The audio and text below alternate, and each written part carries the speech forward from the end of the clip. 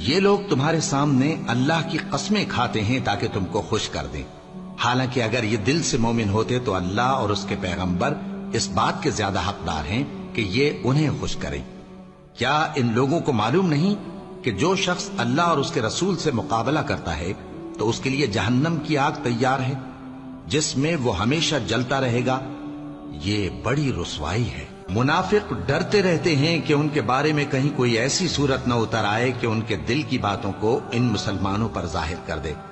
کہہ دو کہ ہنسی کیے جاؤ، جس بات سے تم ڈرتے ہو اللہ اس کو ضرور ظاہر کر دے گا، اور اگر تم ان سے اس بارے میں دریافت کرو تو کہیں گے کہ ہم تو یوں ہی بات چیت اور دل لگی کرتے تھے۔ کہو کیا تم اللہ اور اس کی آیتوں اور اس کے رسول سے دل لگی کرتے تھے؟ عذر مت پیش کرو، تم ایمان لانے کے بعد کافر ہو چکے ہو۔ اگر ہم تم میں سے ایک جماعت کو معاف کر دیں تو دوسری جماعت کو سزا بھی دیں گے۔